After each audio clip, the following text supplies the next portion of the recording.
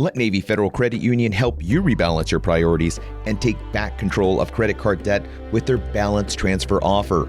You'll save more with the low intro APR when you transfer your credit card balance from another lender to a Navy Federal credit card. Plus, with no balance transfer fees, you can choose the card that fits your lifestyle and be on your way to doing away with high-interest credit card debt. 5.99 to 18% variable APRs based on product types and credit worthiness. Up to $1 cash advance. Transaction fees at non-Navy Federal ATMs. Check out NavyFederal.org for more information. Navy Federal is federally insured by NCUA.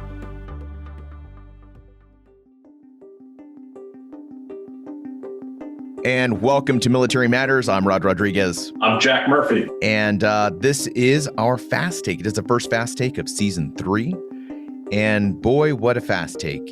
The last episode has to easily be one of our most controversial episodes. It is the episode that has received the most response from our audience. And it is one of the episodes that I can honestly say has elicited a very strong emotional response. We had some folks that wouldn't even listen to it.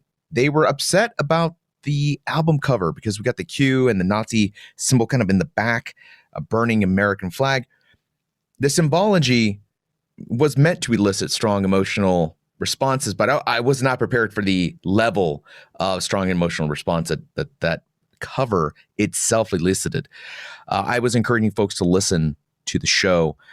Jack, this is your first going out in Military Matters.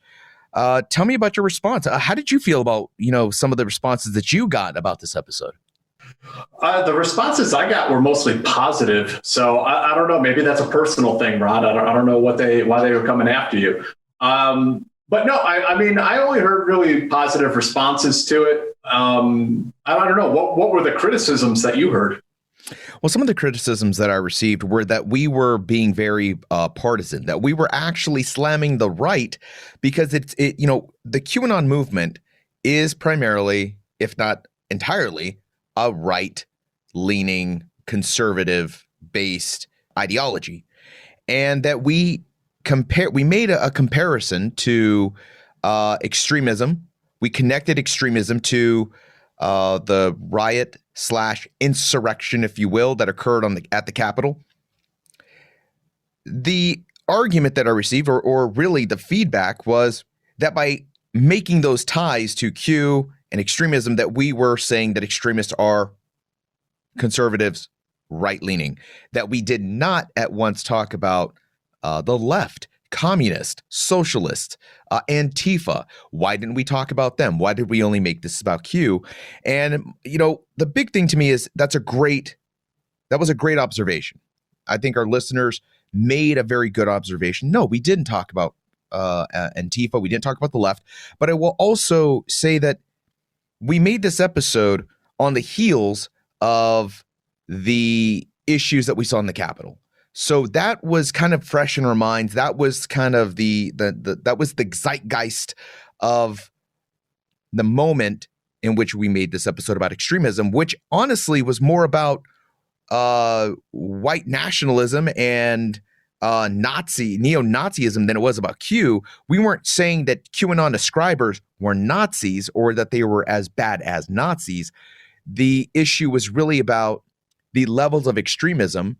And there are, in fact, facets of the QAnon movement that have been taken up or even hijacked by white nationalists. Yeah, well, the episode we did is primarily about neo-Nazis. QAnon is only mentioned a couple times, I believe. The interesting thing is that when you start talking about extremist groups, whatever their persuasion is, these groups are not analogous to one another. That includes neo-Nazis and QAnon. They are not all the same thing, although they overlap in certain areas. QAnon, people who follow it, they genuinely see themselves as patriotic and fighting for their country, fighting for the Constitution. The thing that QAnon just can't get away from, though, is that it is parroting so much anti-Semitic propaganda.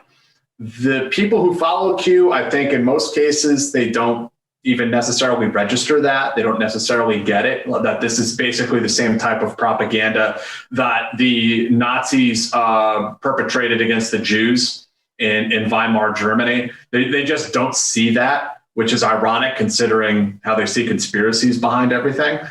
But QAnon just can't get away from the anti-Semitic aspects of that movement. Neo-Nazism is interesting in that they are trying to recruit from QAnon. So people have already taken the first step into that world, whether they know it or not. Neo-Nazi movements and white nationalist movements now see a fertile ground for recruitment, especially in the aftermath of President Trump leaving office. And a lot of people are like, oh my God, Q was a lie. Where do I go now? And the alt-right neo-Nazis are saying, come here, come on over, come on home, come on over and hang out with us. You can be friends with us. So while these groups are not the same, they have some commonalities, and it's at some point, it's very difficult to address any of these groups inside a vacuum. I think you make an interesting point here that, in the wake of the disenfranchised QAnon members or QAnon followers, there are these extremist groups that I think they were there in the beginning.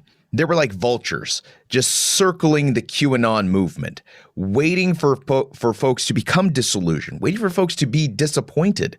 And when they were, to your point, they are there. They're ready to pick up the people like, hey, you are upset. You feel let down. Here's a group of people that will take you in, that will listen to your conspiracy. They are in themselves a conspiracy movement. They live in that bubble, and they fuel themselves on that level of self-fulfilling prophecies and, this idea that I'm onto something deep and secret. You're not. I'm enlightened in a certain way that you're not. I'm special. We're special. And our mission is special. Well, I mean, if you look at it, you have an audience that is already primed. They've been talking about all of these deep state conspiracies and so on for years now.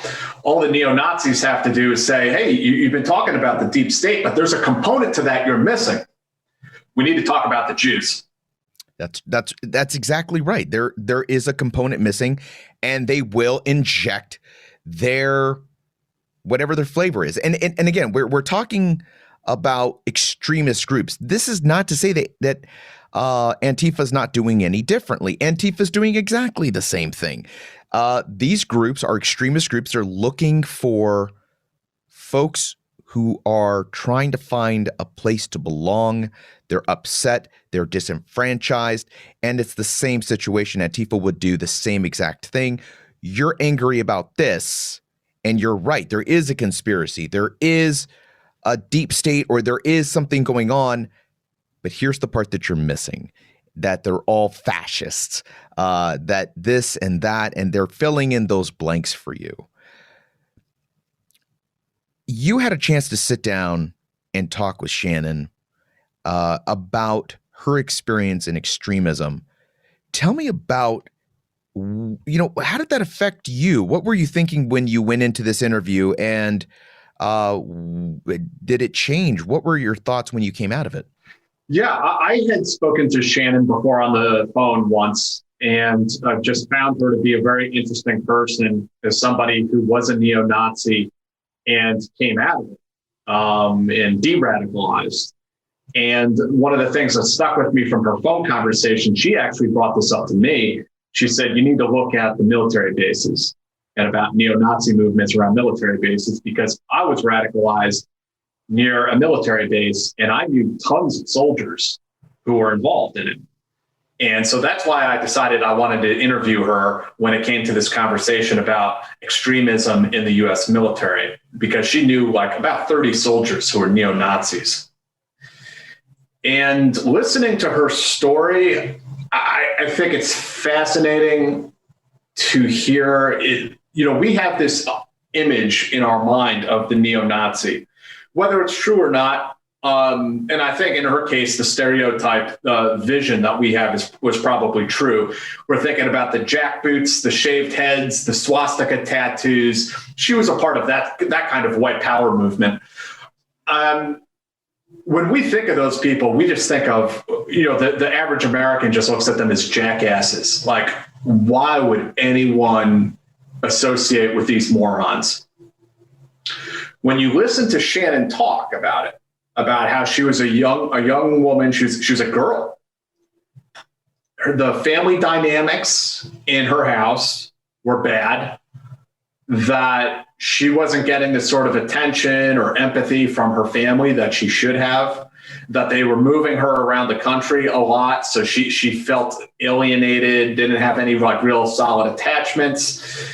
And then this incident where she's raped by two men when she's 14. And now she's carrying around this anger and this frustration. She doesn't feel like there's anyone to talk to about it. And that anger manifests itself honestly, in an unsurprising way, when you think about the context that this is a kid who does not even understand what she's going through. And now she is projecting this anger outward onto the world. And when you think about it in that sense, it makes perfect sense that she would wind up in some sort of extremist movement, in this case, a white power neo-Nazi movement. I think that my big takeaway from this whole episode, hearing her story and knowing that there are indeed service members who have these leanings, who have ascribed to extremist ideology, what I walked away with was a sense of something close to verification. Like, I always felt what I saw, maybe I didn't actually see. Maybe I misunderstood some things. Maybe I took a joke the wrong way. And hearing her tell the story that, yes, there are people that she was hanging out with that were service members that were in these extremist groups, it validates what I felt at certain points in my career where I came face to face with racism myself. And you don't talk about these things. This isn't a subject that you even bring up amongst other folks of color or as minorities. It's not like Latinos and black dudes get together and we talk about like, hey, let's talk about that one time we were all like, the subjects of racism. This isn't talked about. So it was a very powerful story. And like myself, a lot of listeners heard the story and they understood what we were trying to say, what we were trying to do. And one of those people reached out to us. And this person, his name is Ruben Ayala. He is a former Special Operations Green Beret. He's a former Green Beret officer. And he told me the story of his own run-in with racism and the symbology of racism in the service.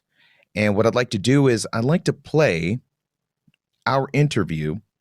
And a quick background on this.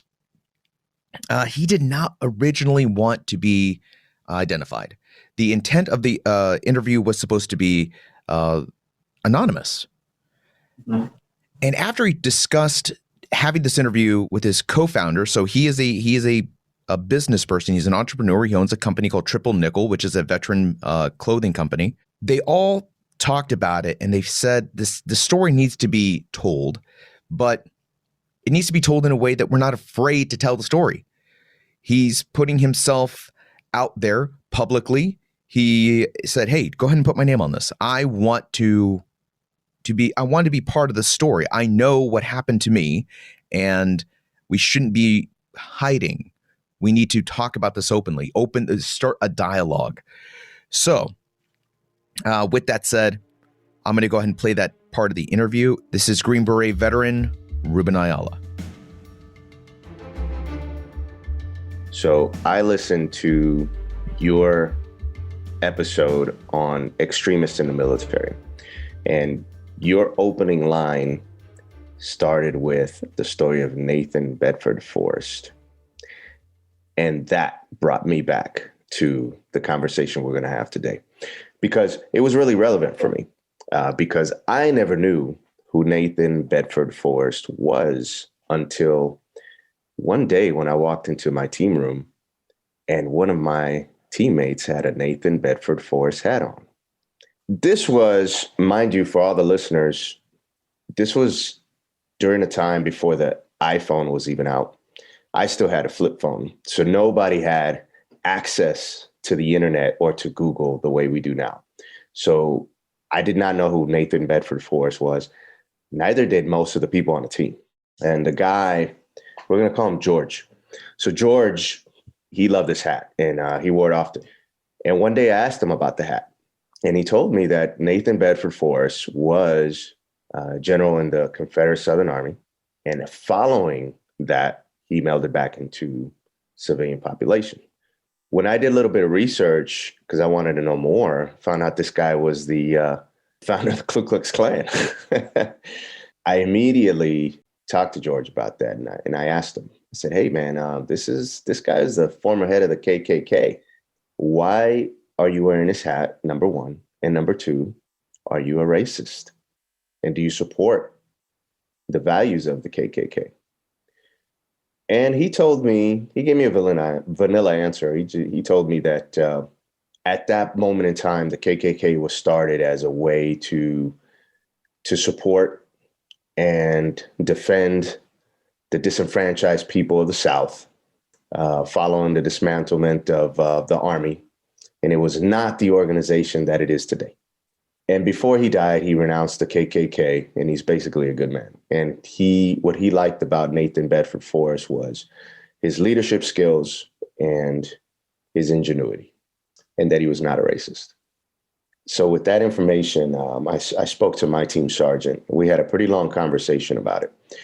And the realization we came up with was, look, we are getting ready to deploy to Afghanistan in a few weeks. There's only 12 of us. I don't even think we had 12, but we were getting ready to go into one of the hottest fire bases in Afghanistan. George may support Nathan Bedford Forrest, but George is a very skilled guy in what he does. He's a good soldier, and we need his talents. So we just told him not to wear the hat. and I thought that was the end of that. When we got to Afghanistan, he came out one day, and we all wore modified uniforms, mind you. He came out one day wearing a Confederate flag where the American flag should be when we were getting ready to go on a mission. I had a million and one things going through my mind, and having him take the Confederate flag off was probably last on that list. I set the tone probably for the remainder of the deployment for giving him the impetus to continue to wear that flag by not having him take it off. And he continued to wear that flag. The more that he wore it, I could tell the more that it emboldened him to continue to wear little things like that, whether it be a Confederate flag patch, whether it be a shirt underneath his uniform with a Confederate flag shirt, listening to music that, I knew after the fact to be particularly hate music. But it was something that, we continue to let slide. And, I was the leader for the team, and I take full responsibility for that. And part of me was so focused on the mission that I did not want to, I didn't want to lose a guy at a critical moment just because of a piece of fabric, although it made me feel really uncomfortable. It didn't hit home until one day. At our fire base, we had a landing zone, and we would periodically get helicopters in, and we would never know who was going to come out of these helicopters. And whenever we were there, we had a rotating roster of personnel who would meet and greet the helicopter if it was unscheduled, to see who was on it, make sure they were escorted, and we would get them to the right place. So one day, a helicopter came in unannounced. It was a Black Hawk, and George was the guy who was assigned to greet the helicopter. George had his Confederate flag on that day. And the first person to walk off the helicopter was a field grade officer from South Carolina State University, which is a historically Black college. And this guy was a football player for South Carolina State. Huge.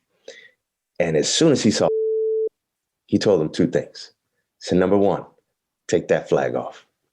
Number two, I want to see your commanding officer.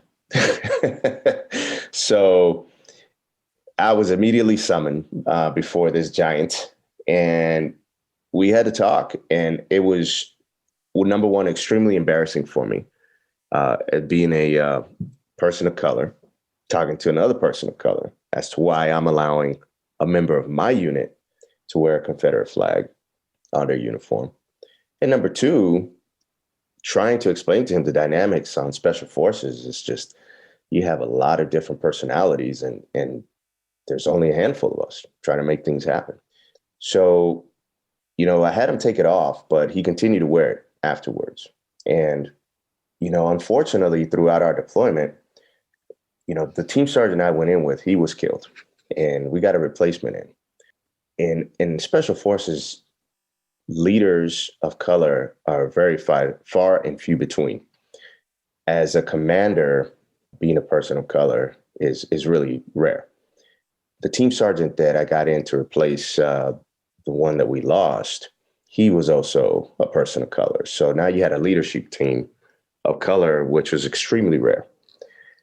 And when he saw, he flipped out. And we had to have a long talk about it. And at the end of it, we both came to the realization that the culture that we serve in seemed to allow this type of thing to occur.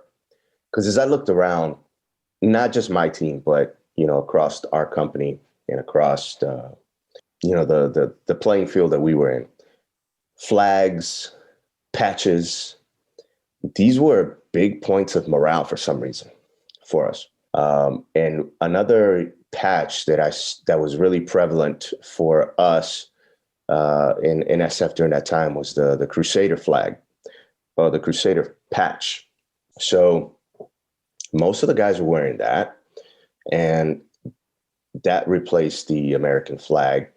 And somebody could look at that and tie it to some form of extremism, if you will, that was not representative of what we were trying to achieve as a nation in our mission set with counterinsurgency or foreign internal defense. And then there's with his Confederate flag, and it was one and the same. And my incoming team sergeant had the same question: is this guy racist?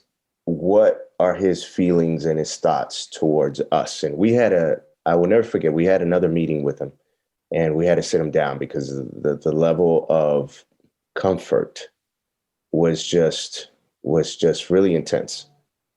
It got to the point where we were always questioning what his thoughts really were of us and why he chose to do that so blatantly. And towards the end, we decided that enough was enough, and he was not allowed to wear any of that in our view. And the day that he left the team after we redeployed and he got reassigned elsewhere, he gave me a parting gift. And the parting gift that he gave me was a Confederate flag embroidered with CSA, the Confederate Southern Army. And he wanted me to really have that. And I've always kept it. It made me furious when he gave it to me. And I always felt like it was a dig at me personally. But I always kept it as a reminder that it's a story that I would tell other people if they were to be found in the same position I would be in.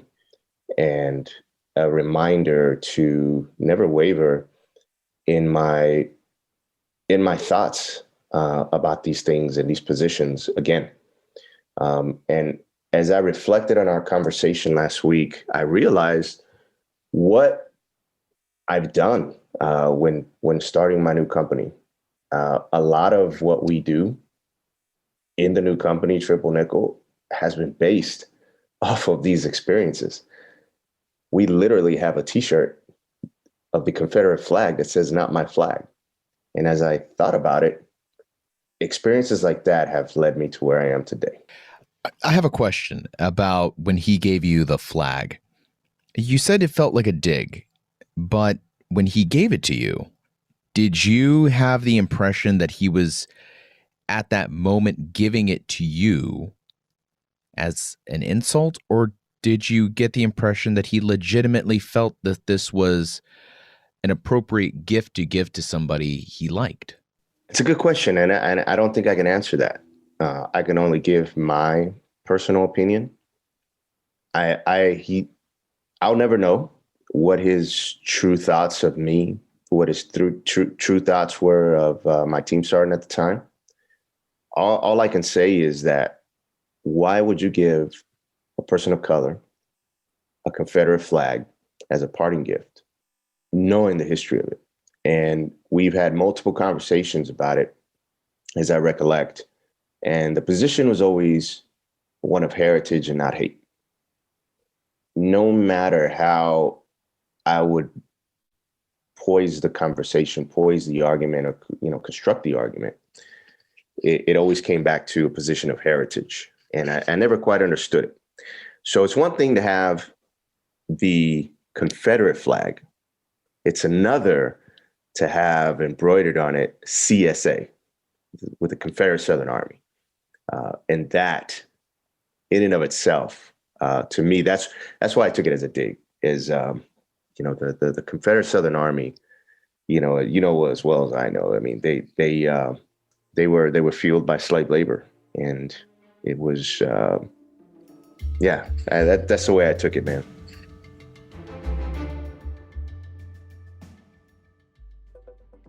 Are you carrying a credit card balance after the holidays? Trust me, we've all been there. Let Navy Federal Credit Union help you rebalance your priorities in 2021 with their balance transfer offer. You'll save more with a low intro APR when you transfer your balance from another lender to a Navy Federal credit card. Plus, with no balance transfer fees, you can choose the card that fits your lifestyle and be on your way to doing away with high interest credit card debt.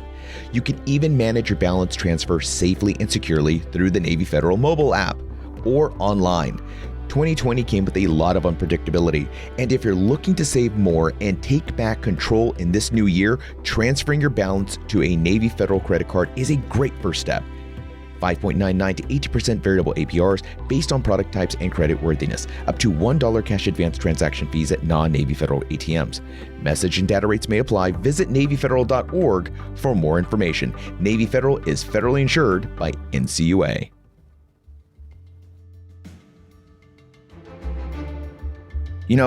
Coming out of that interview, I understood what Ruben was saying. I totally got it, because I think every service member has seen some level of racism around them at some point. Either it was directed towards you or you were a witness to it.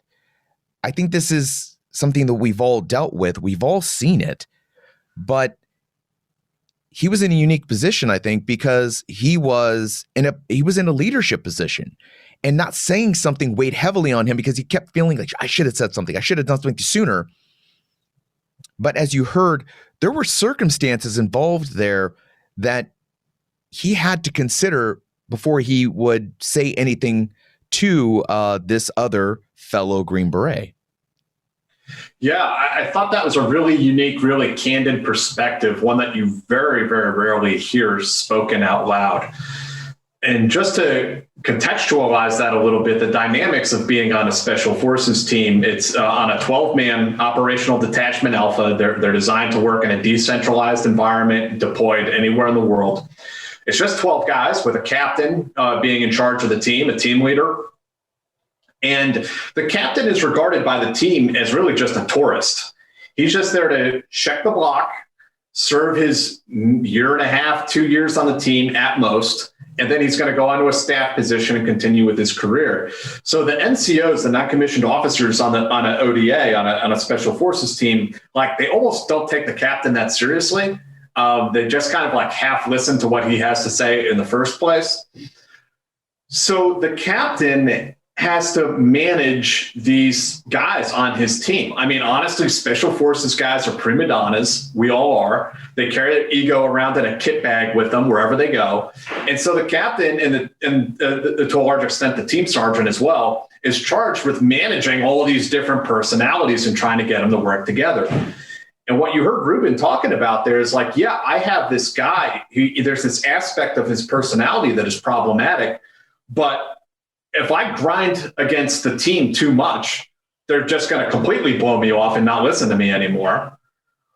And also, I'm in combat. I'm running combat missions here.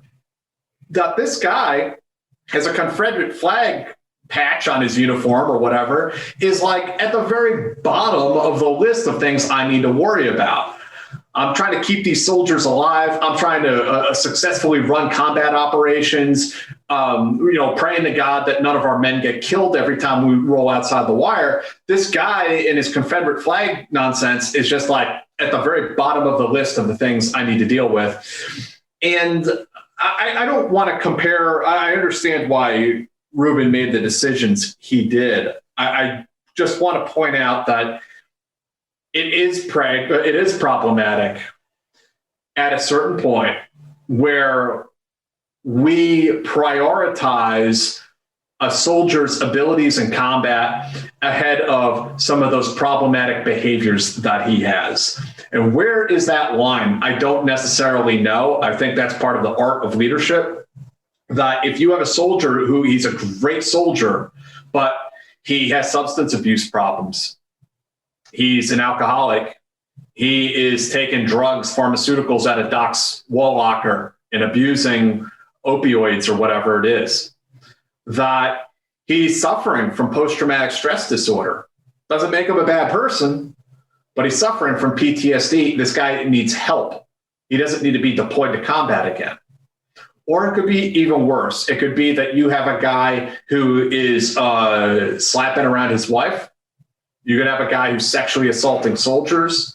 And I worked on a story previously where a squad leader in the 101st Airborne was sexually assaulting soldiers in his platoon.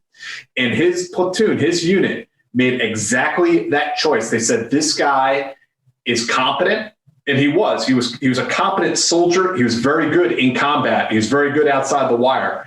And because this unit was in combat all the time, every week, if not every day, they felt like we need this competent squad leader. We prioritize that ahead of dealing with the fact that he is engaged in groping, sexual touching, trying to solicit oral sex from privates in the unit, that he has tried to force his fingers up the rectum of soldiers in plain view of everyone else.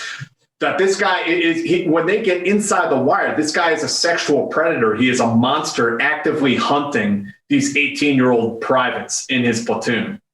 But outside the wire, the guy's in beast mode, laying waste to the enemy. And they prioritized one over the other. Now, where does that line exist? In the case I just mentioned, it's pretty obvious. In the case that Ruben just laid out, it may be a little less obvious. And people sitting back home will say, hey, look, racism, you got to drop the hammer. You got to stomp that out wherever it is. But come on, dude, if I'm getting shot at, I don't give a shit about a Confederate flag in that moment. So again, where as a leader overseas in combat, where do you draw that line?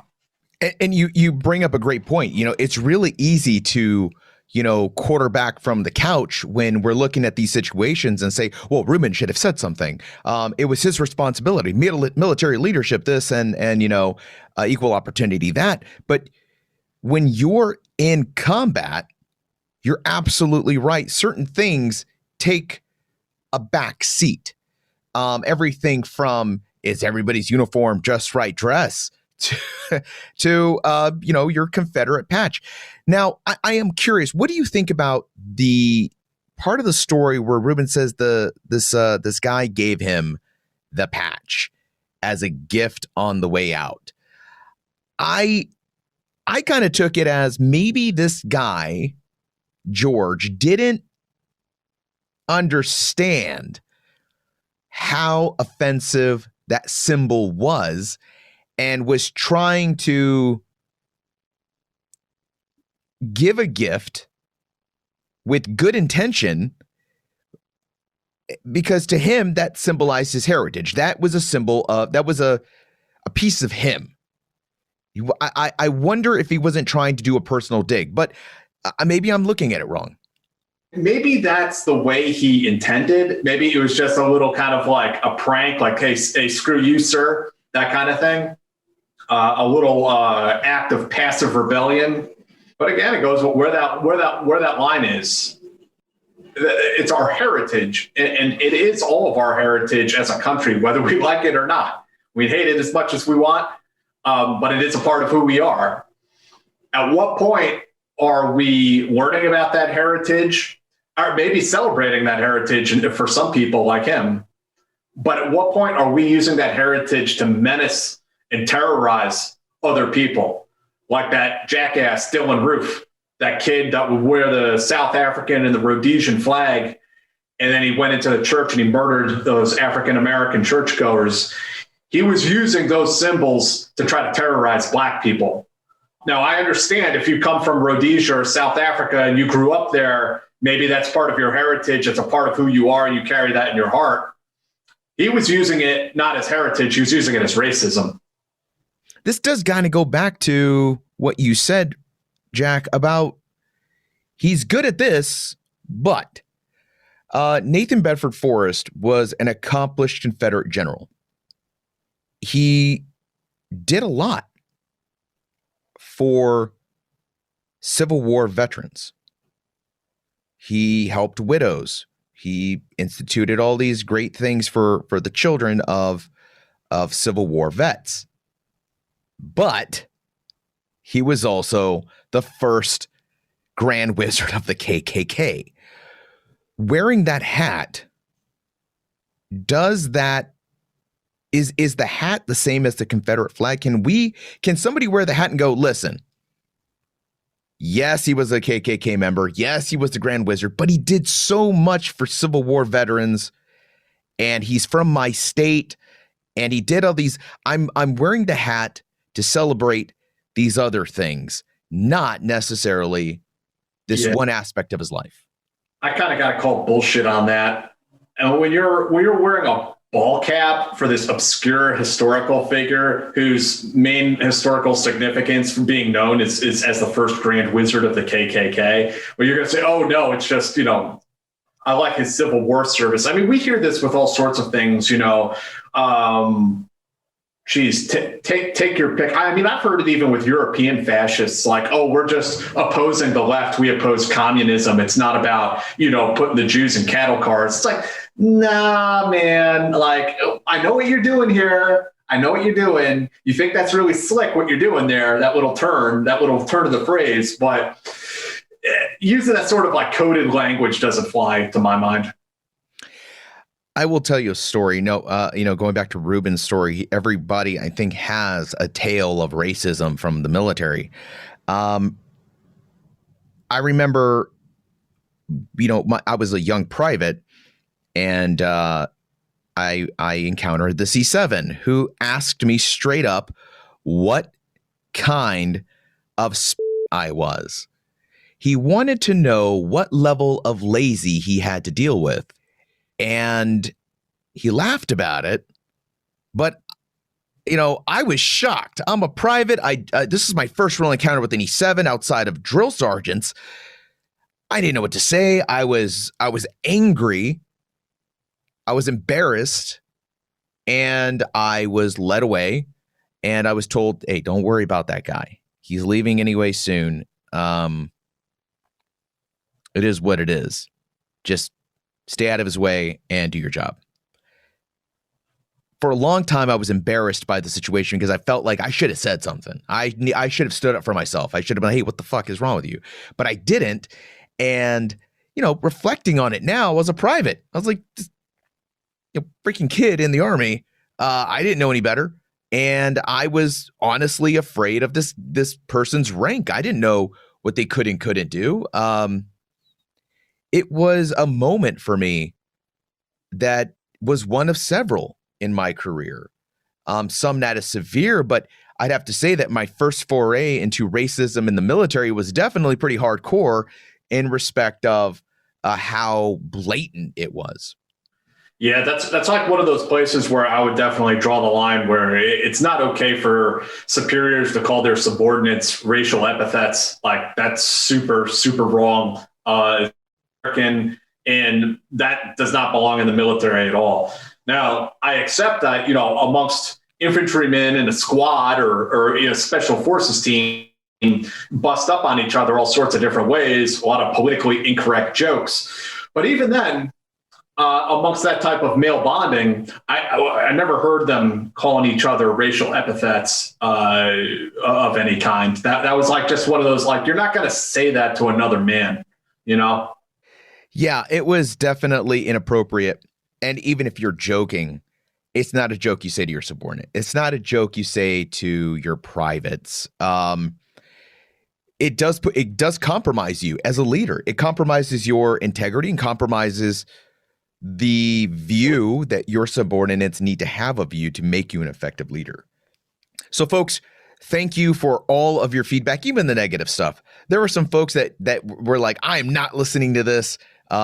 This is propaganda and whatnot. Folks, listen, you're not going to know unless you hear it. I always encourage folks to listen to at least the first 5 minutes of the episode. Just give the show 5 minutes of your time, and I think you'll see what we're trying to do. Don't let cover art scare you. Go in there with an open mind and be objective, be critical, and let us know what you think. You can reach us at militarymatters@stripes.com, and you can find Jack Murphy on Twitter at Jack Murphy RGR. You can find me on Twitter at RodPodRod. Of course, you can find this podcast everywhere you listen to podcasts. Before we go, you can really help us out. You can really help out this podcast by going into Apple Podcasts. Leave us a 5-star review if you think we've earned it. Leave us a review. Tell the world what you think. And share this podcast. That's how we get around. Podcasts grow through word of mouth. And we want this show to go to as many places so people can understand what is happening inside of the military. We're talking about some of the more important topics and some topics that maybe people don't want us to talk about. And I think this was one of them. I think this episode made some people very uncomfortable. But we don't grow through comfort. We only grow through discomfort and tackling tough issues. That's nothing. Wait until you get a load of the next episode that we're working on. Oh boy. I believe you were alluding to our podcast voyage inside of Fortress Bragg. Oh yeah. Folks, make sure you stick around for that episode. It's a heartbreaker. It's a heartbreaker to say the very least. But it is a story that we both believe very strongly in. It is a story that needs to be told. On that note, we will see you at the next episode. I'm Rod Rodriguez. I'm Jack Murphy. This was Military Matters Fast Take. Go to stripes.com, use promo code podcast, and get 50% off your digital subscription. That's 50% off your digital subscription. Go to stripes.com, use promo code podcast. Make a plan to do away with high-interest credit card debt by transferring your balance to a Navy Federal credit card. With a low intro APR and no balance transfer fees, you can pick the right card to help you save more. 5.99 to 18% variable APRs based on product types and credit worthiness. Up to $1 cash advance transaction fees at non-Navy Federal ATMs. Check out NavyFederal.org for more information. I'm Rod Rodriguez, and I'll see you at the next episode.